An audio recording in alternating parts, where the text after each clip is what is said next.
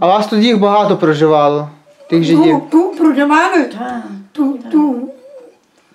Я знаю, що Мортко жив, Матілайба був, і Марійчик. Вінкас був. І Марійчик був дуже великий музикант, грав на скрипку.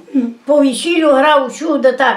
Такий був дуже, знаєте, файний жид, такий забавний. Ну, то він вже тільки що був з жидічкою, як той казав, поради. А він же так був, як сільський. Він тримав господарку, жінка ще називала Хана, шила на машині.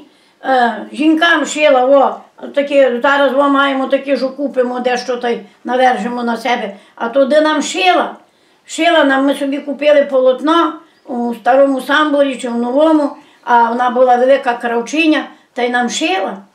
А ще чим займались ті жиди? Мали свої магазини? Мали цілу господарку. Мали те, що вони такі ніч. Булочки опікали, булочки пекли.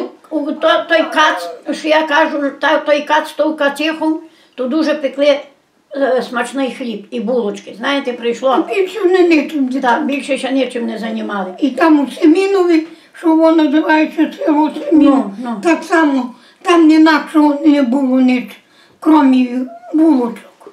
А з чим ті булочки пекли? З повидлом. З повидлом то були заливанці, нас казали, називалися так. Так. А тоді булочки, що пекла, то називали разівки. І вони були дуже-дуже смачні.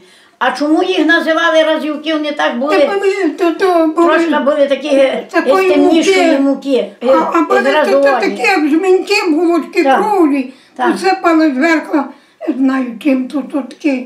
То трошки маком, а трошки то так виглядало, як терте тісто. Солодке терте, замішане тісто на терку. І так то таке було, знаєте, як хрубачки.